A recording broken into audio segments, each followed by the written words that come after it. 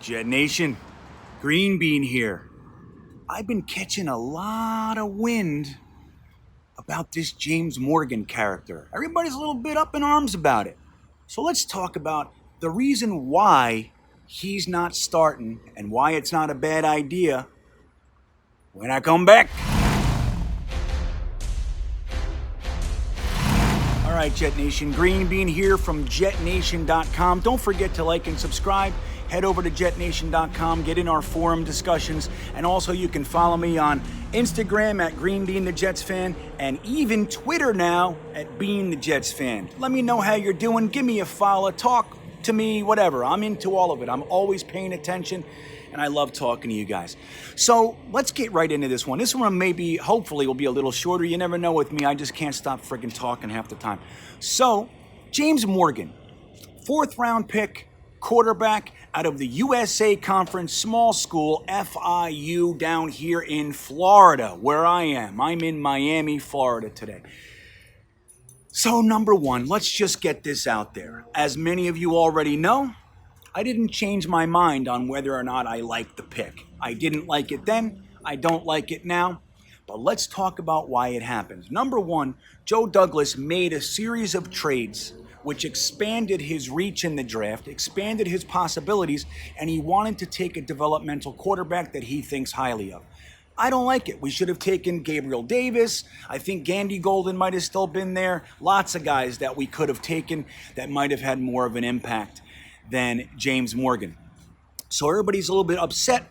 We wasted a 4th round pick on this quarterback, and now he's not even active. So not only is he not playing, he's not even a backup, right?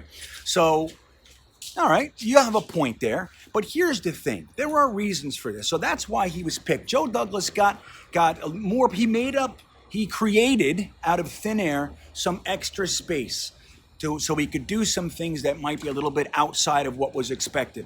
Okay, and he wanted to do it. It's his pick, right? Don't like it, but that's the reason for it. Number two, we're going to talk about his situation right now. So James Morgan, like we said, is not even active. And everybody's pissed, right? Why? Especially when Sam's hurt and we got this Mike White guy and Flacco is playing and he had a 9.4 quarterback rating at the end of the first half last week. So people are rightfully so asking, where is this James Morgan guy? But there are reasons, guys, why he's not in. Now, one of those reasons is this.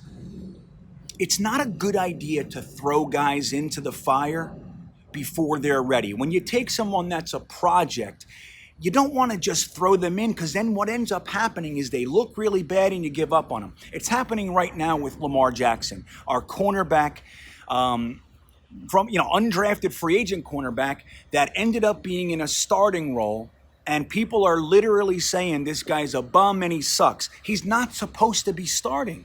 He's a project. Lamar Jackson is the kind of guy you want on your practice squad, or you want at the back end of the 53, and you want him to be on special teams and just be there learning, developing, and that sort of thing. He's not supposed to be on the field, especially covering DeAndre Hopkins and Keenan Allen, okay? He's not supposed to be doing that right now. He's going to fail. So rather than have a really promising young developmental cornerback, what we end up having is a guy that everybody thinks sucks, and we're going to cut him loose and move on, right? That's more than likely what's going to happen if he keeps going this way. Again, he's not supposed to be out there yet. Okay, he's got lots of potential. He's got the size, he's got the speed, he's got the mentality, he's got skills, but he's got technique issues, and he has a real bad problem finding the ball once he has to turn around and put his back to the quarterback, right? So rather than throw him in, it would have been really good if Pierre Desir could have stayed on the team and been effective, and Bless Austin wasn't hurt and all those types of things. It would have been real nice to just have Lamar Jackson playing special teams right now. But instead, he's thrown into the fire, and we're looking at him in a completely different light. I'll give you another example. Remember Luke Falk? Luke Falk was a good enough quarterback, a good enough backup and developmental guy that we cut Webb. Webb was a highly thought of reserve quarterback. He was on the Jets. He was doing okay, had a really piss-poor preseason, but he had a lot of potential. Luke Falk came on, and we chose Luke Falk over Webb because of his potential. So he had it. Now, we had Sam Darnold, we had Trevor Siemian, and we had Luke Falk in the rarely used third quarterback spot. Okay, that's a developing guy. That's a guy who holds the clipboard. That's a guy, he runs the B team and all that sort of stuff. But what ended up happening was Sam Darnold got mono, Trevor Siemian broke his ankle, and in 10 minutes' time, all of a sudden Luke Falk is out there thrown to the fire. How'd he do? Terrible. So terrible, in fact, that he was cut a few weeks later. We brought in White, or Fales, actually.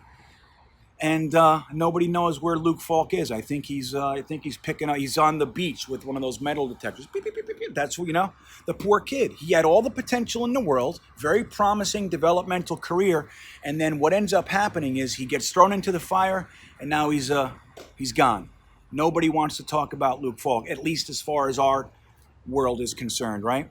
So this is what goes on when you take someone and you throw them in the mix way before they're supposed to. It ends up having a negative effect. Very rarely does a 4th round, 5th round, 6th round pick get thrown into the fire. An undrafted free agent, rarely do they get thrown in and succeed. They fail. That's what we're looking at. I understand that as Jets fans, we want to see what he has. Hey man, let's just see what he has. It's not going to be that easy. He's going to have problems. He's going to get killed with the line. He's not there yet. So they don't want to put him out there and waste this kid's potential. Do I agree with it? I mean, the pick? No. I didn't like it. But now looking at it, we have to be objective here. And here's the kicker. James Morgan is a developmental quarterback from a small school, from a small conference, in a later round. We have nobody to develop him. Who's supposed to be developing this guy? Who? You tell me who it is. Who's the guy that's supposed to be developing James Morgan, the small school developmental guy? Who? We don't have a real offensive coordinator, and he's supposed to be calling the plays right now, which he's not, because Adam Gase is whatever he is. You know damn well Adam Gase isn't doing it. He doesn't even spend time with Sam Darnold during the games. So it's not Adam Gase. It's not Dowell Loggins. And we don't have a quarterback coach. We don't have one. Who is it? Jim Bob Cooter? Maybe. Sure, he's spending time with the running backs because that's his job. And even if he is dipping into the quarterbacks, wouldn't it be Darnold or Flacco? So that's the thing, guys. We're asking a bit much. This is a 4th round pick, number 1.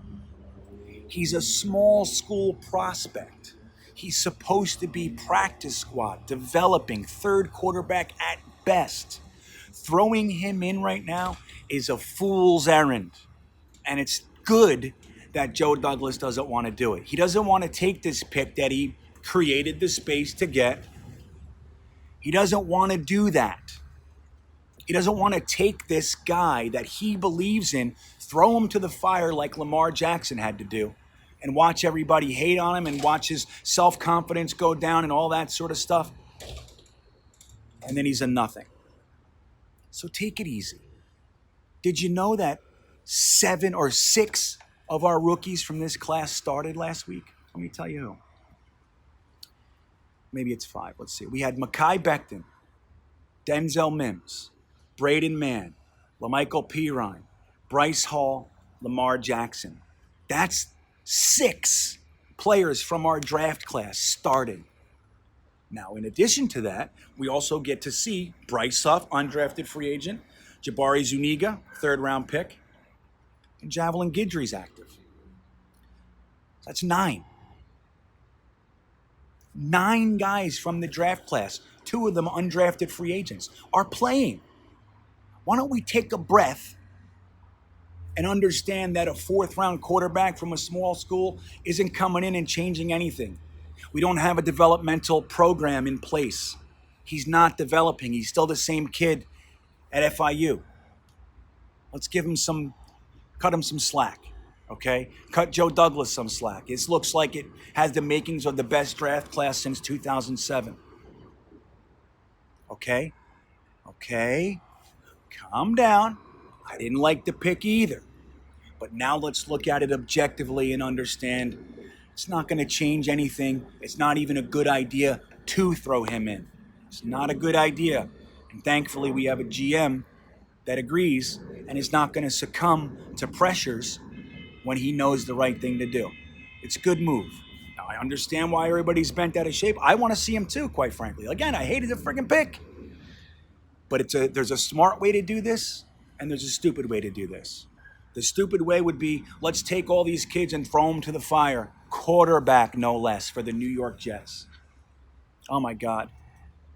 Hell hath no fury as a Jets fan watching somebody suck. So there you have it. What do you think? Are you mad at James Morgan?